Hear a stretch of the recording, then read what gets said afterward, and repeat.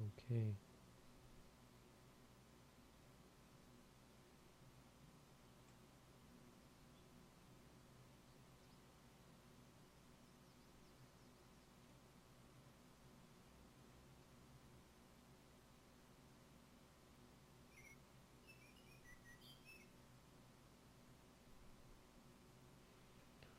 Welcome everyone to our weekly Sunday talk. I apologize for any of you who showed up last week. I had to go out of town, and I did let them know in advance, but I don't think any notices went out, so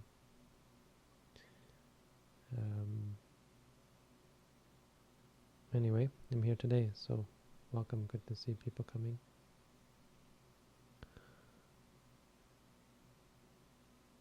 So today I'd like to talk about how to make progress and how to find success in the meditation practice. I think that the how-to idea has great importance in Buddhism. It's a very good way to approach the Buddhist teaching, having how-to guides, how to do this, how to that.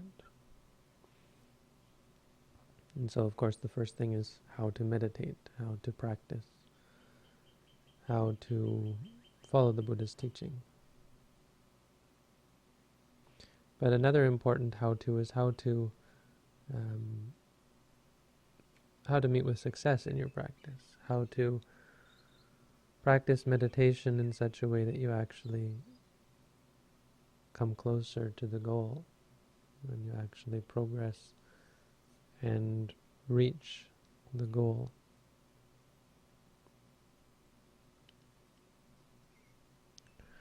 Because there's often the complaint that these teachings are all nice and good, but impossible to practice in daily life, or very difficult to practice, or hard to understand. I get this a lot.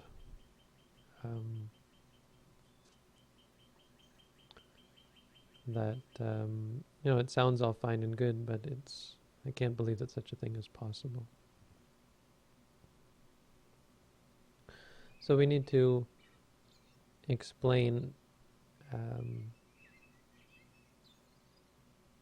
what it is that makes your meditation practice fail, and how you can work to make sure that your practice succeeds.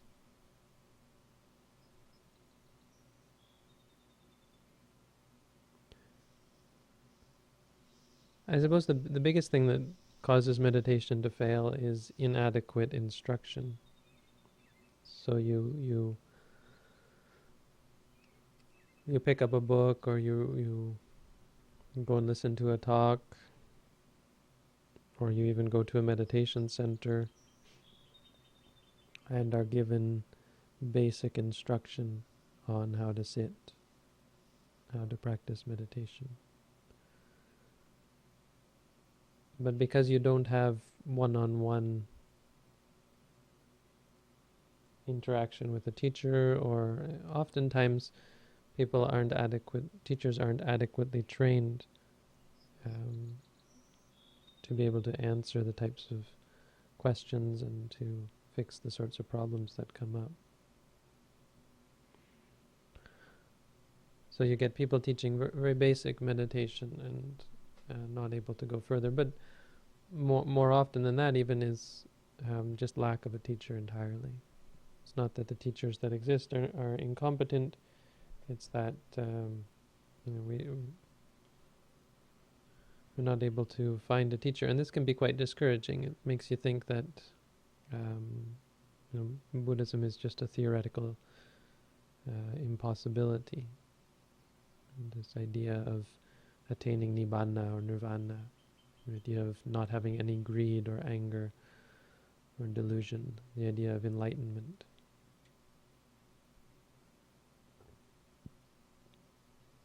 And it's generally because For many people, we live in a location where there is no teacher, or else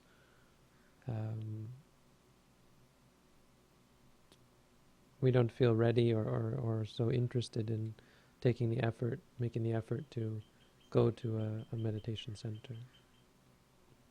So we pick up a book, or we listen to a talk, or we find some guide on meditation, and when we get stuck, we're not able to get the answers to our questions.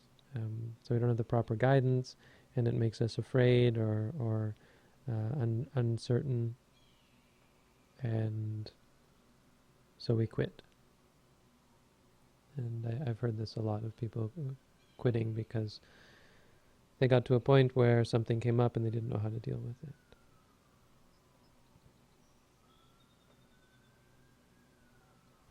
Another reason why meditation often fails, and this is something that occurs quite often, is that the meditation practice is out of whack with our daily life.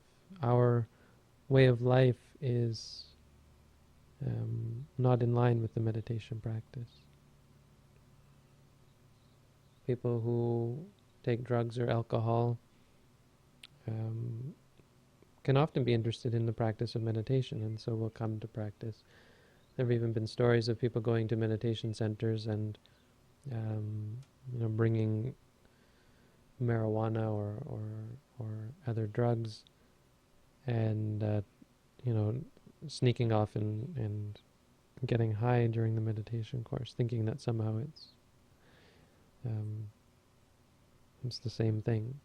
Getting stoned and becoming enlightened have some connection somehow. Other things like people who have wrong livelihood or so on, or who are simply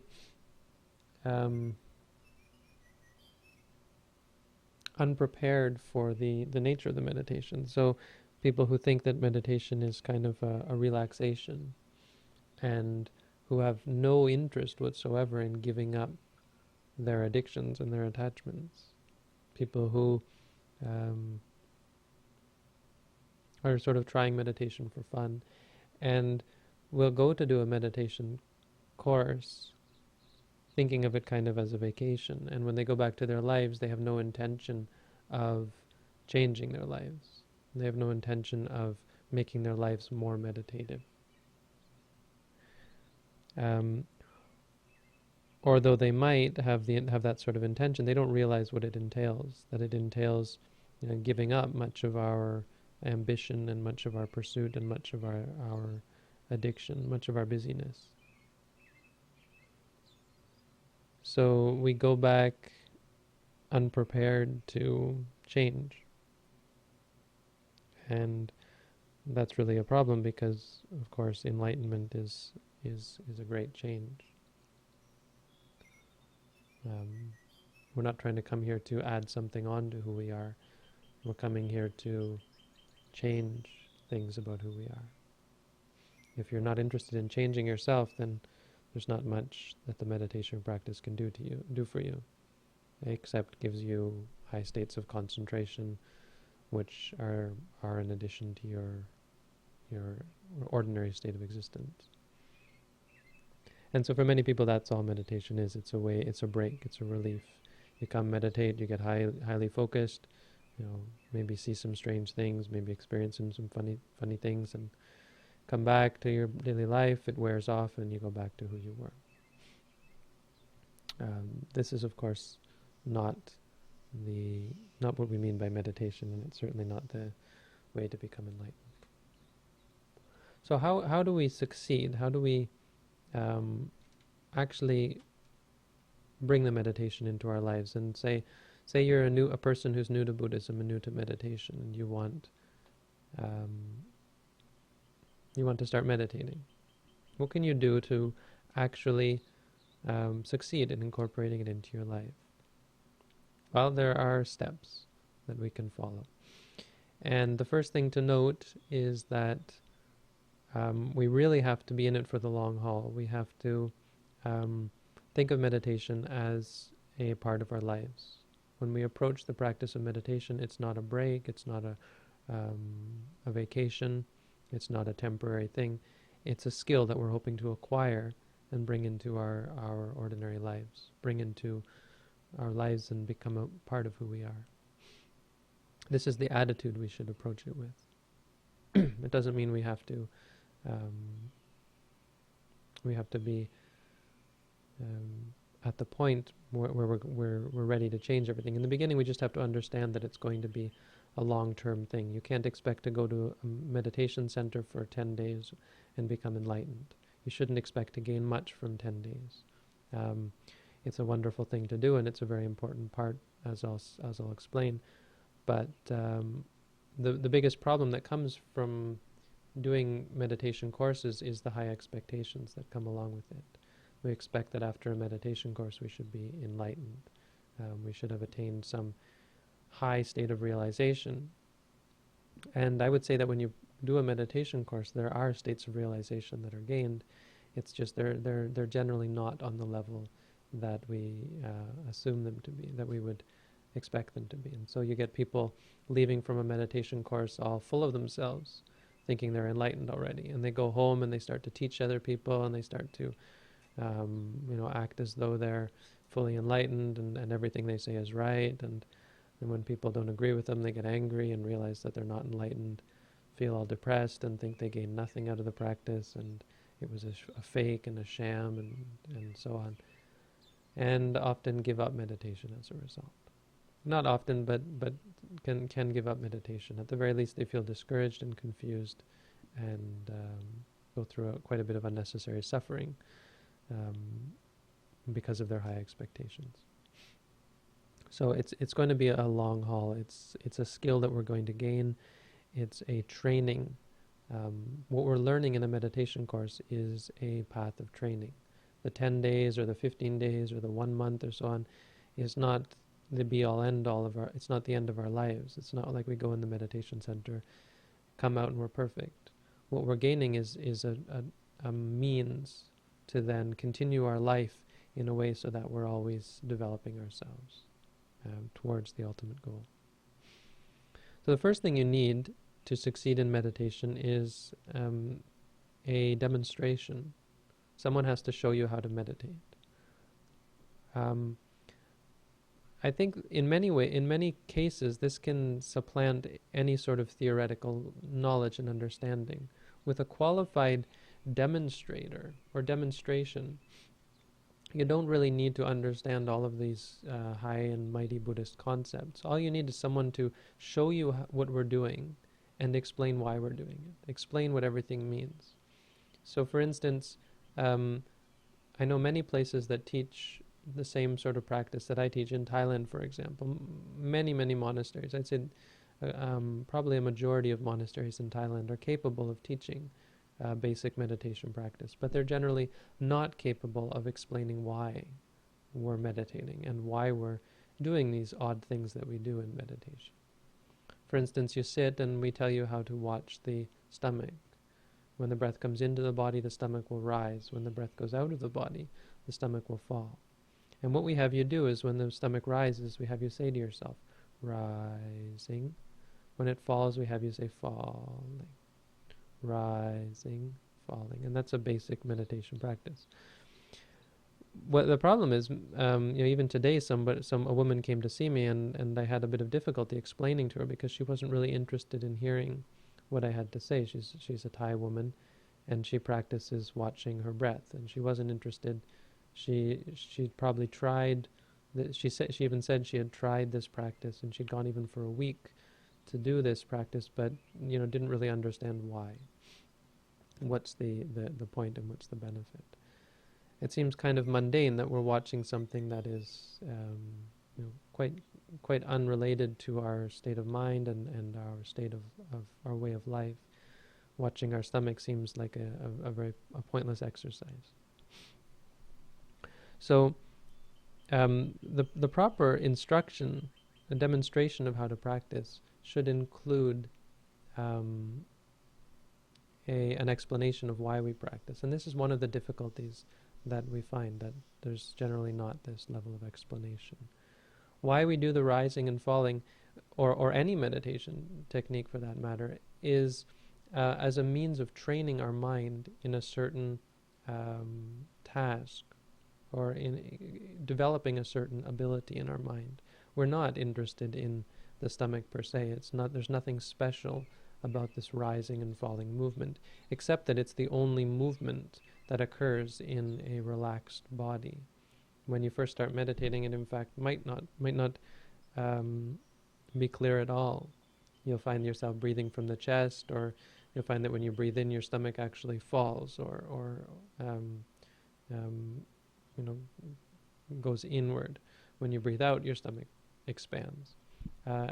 And this was the case of the woman today, and I had to have her lie down on her back before she was able to see that indeed, in a natural state, the rising of the stomach is accompanied with the in-breath.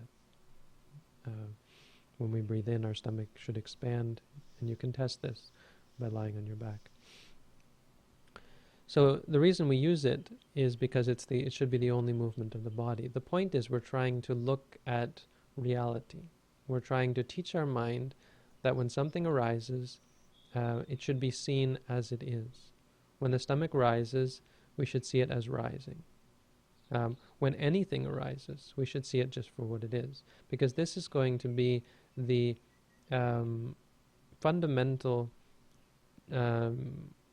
talent that we're trying to gain, the fundamental ability that we're trying to train in ourselves, this ability to see things as they are. When someone yells at you, to see it for what it is. It's a sound touching your ear.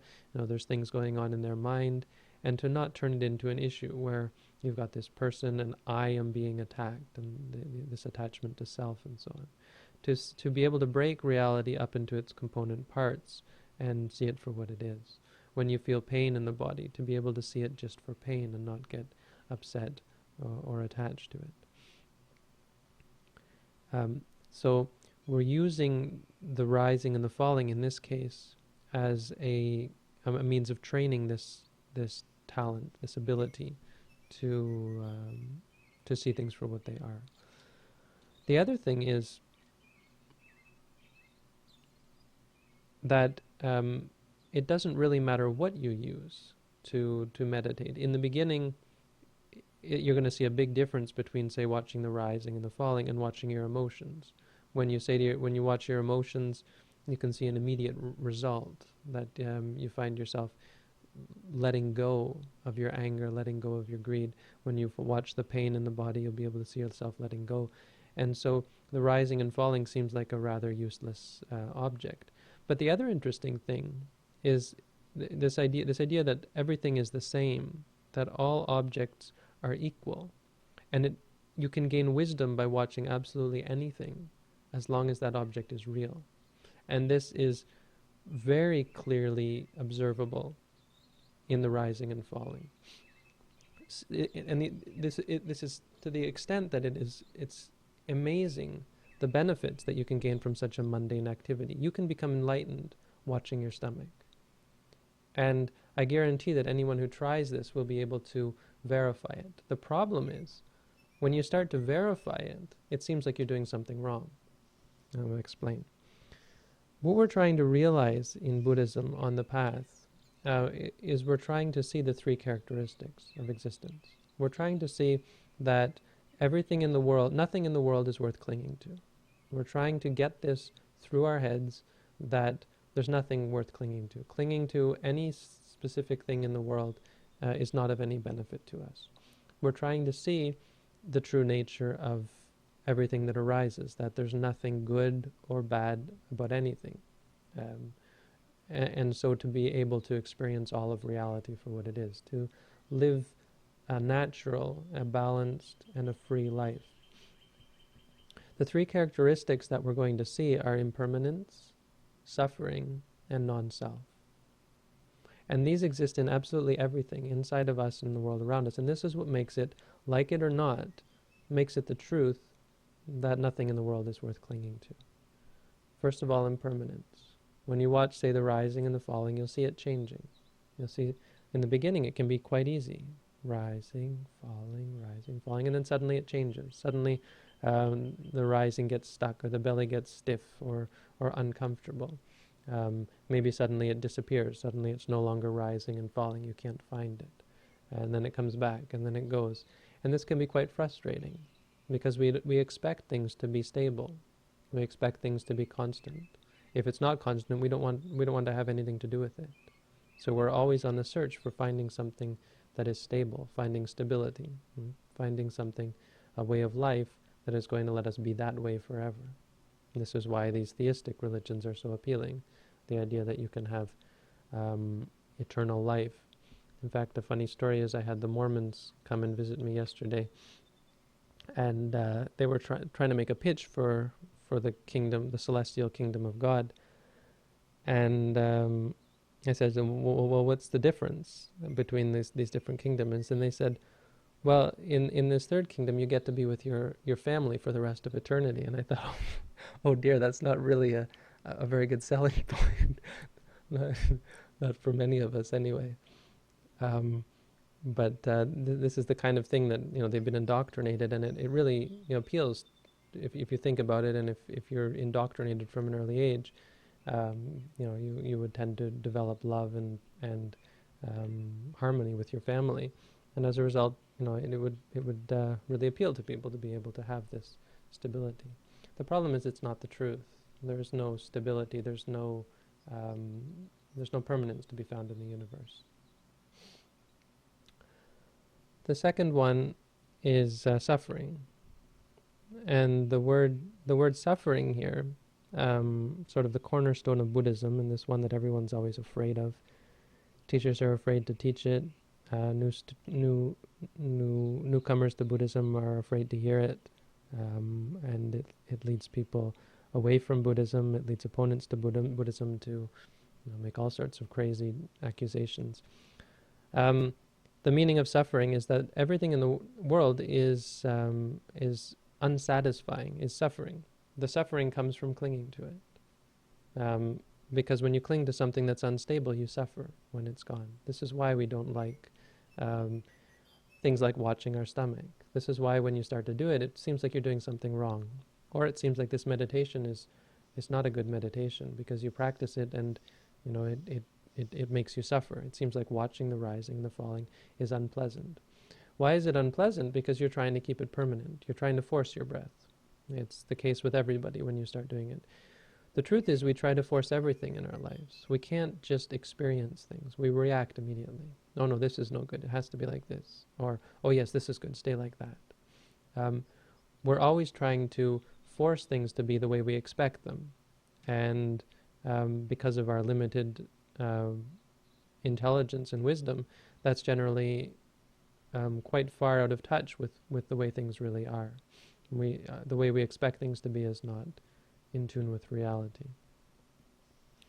So as a result, when we don't, when the rising, falling, and then it changes, or it's not deep enough, or it's not coming at the time that we want it to. We're watching it, hasn't come yet, we make it rise, or so on, or we expect it to be smooth, and we immediately try to find this rhythm where it would be totally comfortable all the time. Right? Just like music, you'd have this rhythm of your breath, which would be totally comfortable and peaceful. And we want that. The problem is reality is not like that. If you want that, you have to turn on the stereo, and turn on something fake, something created, because reality doesn't work that way. So as a result, we suffer. Just a simple thing like watching the rising and falling makes people suffer, because they're not able to keep up with the rhythm of life. They're not in tune with the rhythm of nature, the rhythm of the reality in front of them, which is a totally inconstant rhythm. It's changing all the time. It's a lot more like jazz than bebop.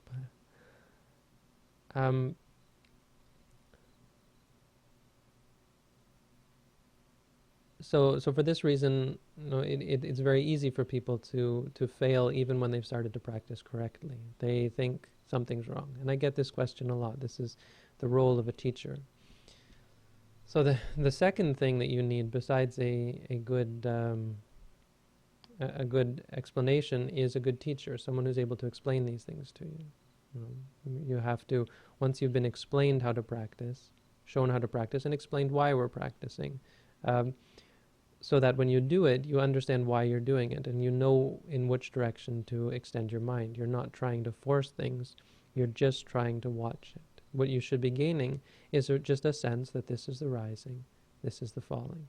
And you should look at it as a training, not expecting anything else to appear, where sort of rising, falling, and suddenly you start to see angels or start to see heaven or so on. You should be thinking that you're doing this to train your mind, so that then when anything else arises, you're able to see it clearly as well. Then the next thing you need is an instructor, someone to lead you through the practice and explain what you are seeing, and to point out to you that what you're seeing, there's nothing wrong with what you're seeing. There can't be anything wrong with what you're seeing. What you're seeing is the nature of that object. We mistakenly assume that we're doing something wrong, or there's something wrong with this type of practice.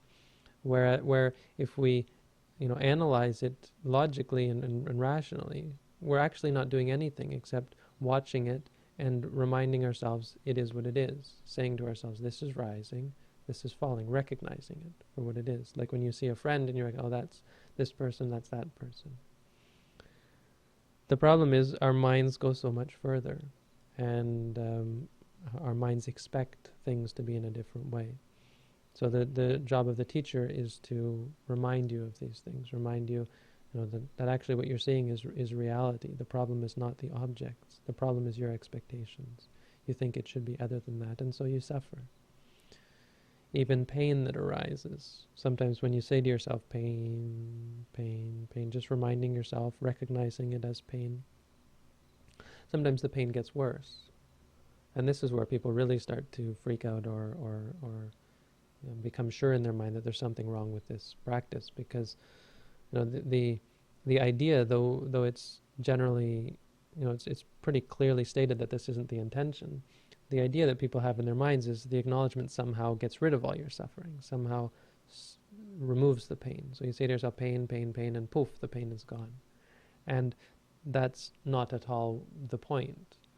The point of saying to yourself, pain, pain, pain, is to teach your mind the correct way of responding to the object, instead of bad, bad, bad, or what am I going to do about this, and going on and on in your mind about what's wrong with this terrible pain.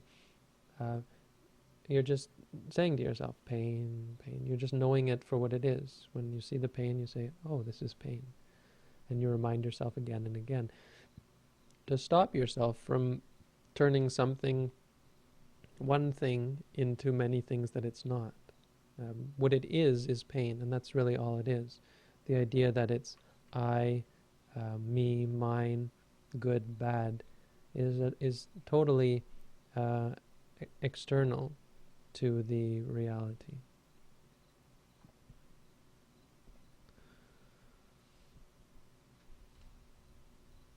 The next thing you need to do is to set up a schedule for your practice.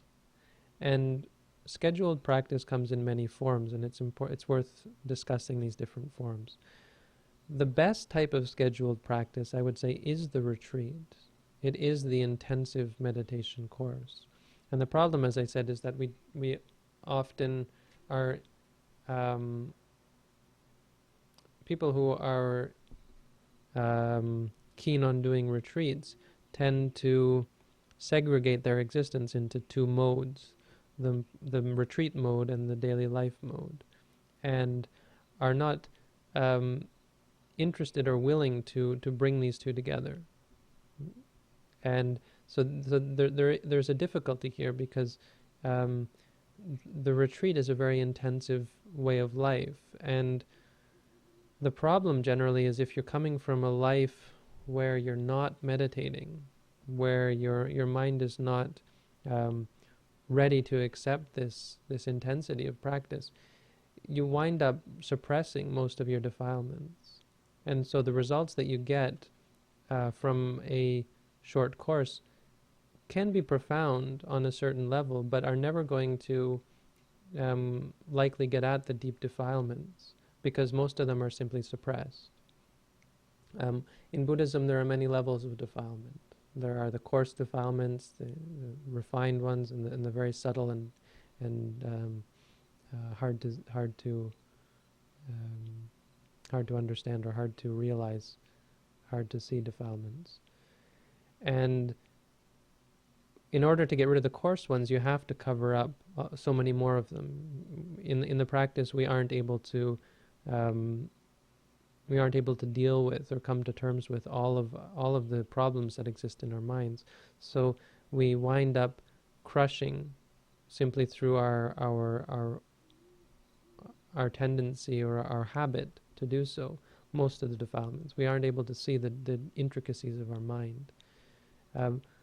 And that's the only way we could survive in such an intense meditation practice.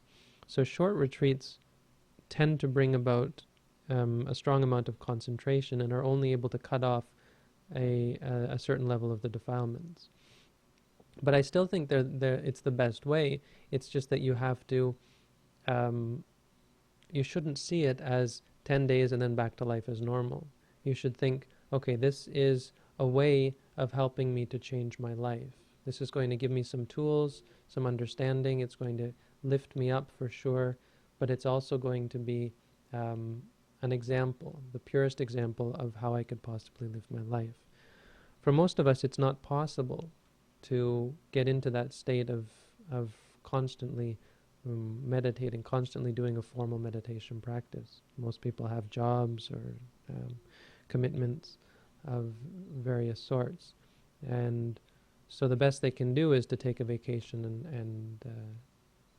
and go off into a retreat. So that's great, because you're certainly going to get some level of attainment, but the important lesson that we have to bring from the meditation is that we have to transform our lives, that this indeed is the highest state, the state of pure contemplation of reality for what it is. These contrived states of being a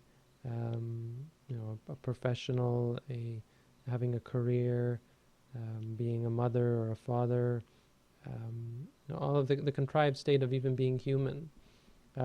These are all limited and superficial, ephemeral, and not connected with true and lasting peace and happiness. So what you tend to see for those people who are successful in meditation, that they tend to drastically alter their way of life. Even if they're living in the world, they might give up a good job to in favor of a part-time or a job that frees them from the burden of responsibility that they had before. And this is what you'll see. I'm not making this up. If you've talked to meditators, you'll see them changing their lives, and you can ask them how they've changed their lives. You'll find them living much for the moment, not worrying about things like pension or retirement or so on, but rather trying to take as much time as they can to meditate, because they get this understanding that in the end we all have to die, and really all that's real is our experience of sensual reality, no matter what position we're in. So they're not really concerned about stability or this false sort of stability and security that ordinary people are keen on.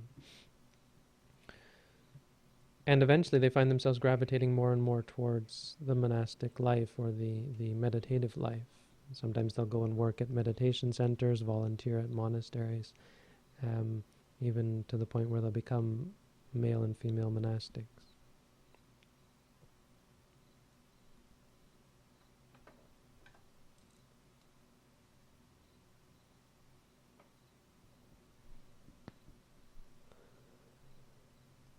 And so this is the one side of things, this monastic type of meditation retreat, which is really the most pure and refined sort of practice. But how do we make it, how do we begin this process of bringing the meditation into our life? I'd like to encourage everyone to take the time, to find the time to take a vacation, find a meditation center. There are lots of them, and you can, generally we can find a way to sacrifice certain things in order to take the time to do a meditation course somewhere. If not in your country, then maybe in a nearby country, or even going to Asia, for instance. Whether you're able to do that or not, there are ways that you should be incorporating the meditation into your daily life. The way of bringing the two together, your daily life and the retreat experience, is to begin to practice in daily life. And the easiest way to do this, and the way that most successful meditators do, is to do a daily meditation practice, to set time aside in their schedule. And I would submit that it's easier than it sounds. And it's generally easier than people make it out to be. We think that we're so busy that we couldn't possibly have time for meditation. We think that our minds are so stressed out we couldn't possibly do a proper meditation. And the first one, the idea that we don't have enough time is a myth, is, I would say for most people, an excuse, and it's the result of not looking close enough at our lives. If you've got enough time to spend a half hour on Facebook, then you've got enough time to meditate. I would say many people spend far more time than that on Facebook.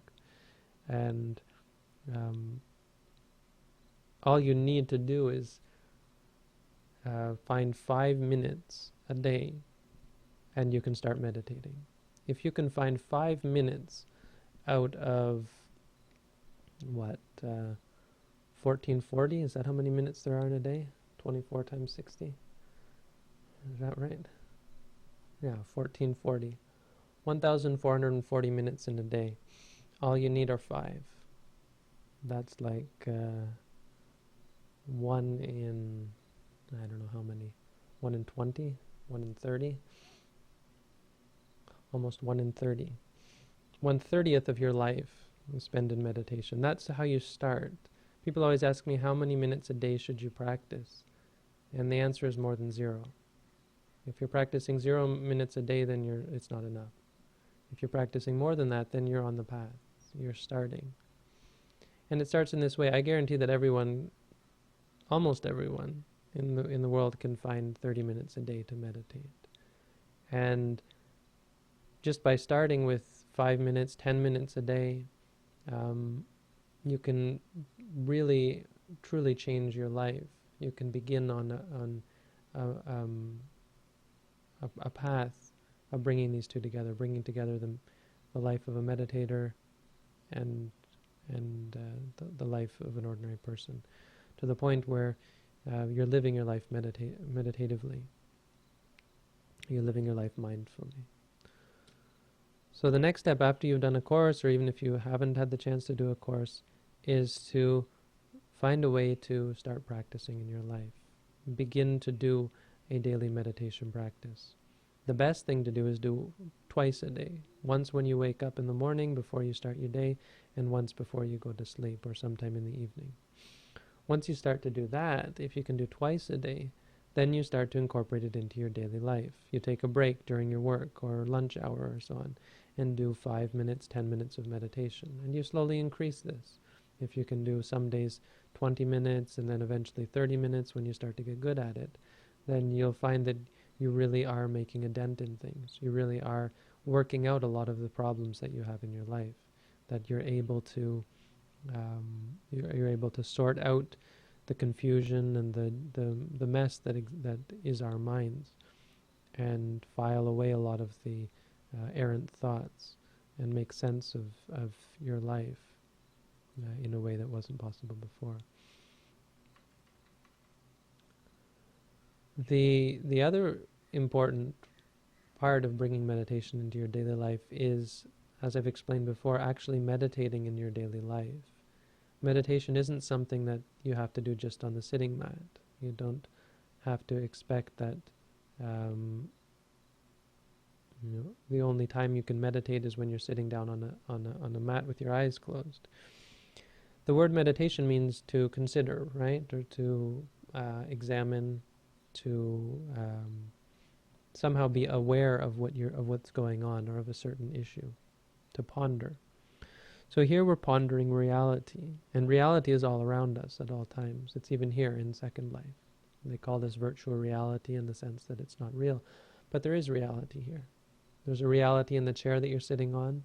There's a reality in the light that's coming off of your screen, the sound that's coming out of the speakers. There's a reality that's going on in your mind that's creating all of these people. You look at these pixels and you see a person. You look at those pixels and you see a frog. You look at those pixels and you see somebody with black wings, and so on and so on. You create all of this in your mind. There's a reality going on in your mind. You like this. This looks attractive. This looks repulsive. This makes me think of that. That makes me think of this, and so on. And this is the reality that goes on through our minds and our bodies and our world throughout our daily lives. You talk to someone, they make you angry. You talk to someone, they make you happy. All of these things arise and appear to us in our daily lives.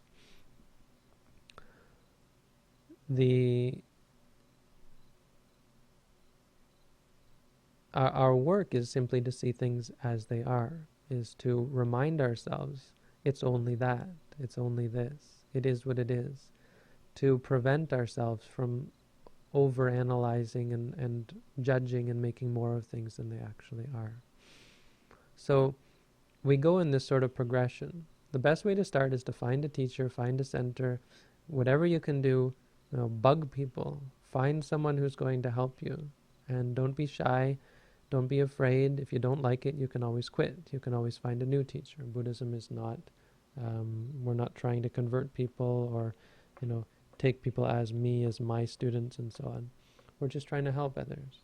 So find someone who is willing to help you, lead you through the basics, and then start to develop in this way to the point where you're practicing once, twice a day, and actually incorporating it into your daily life. When you get angry, saying to yourself, angry, angry.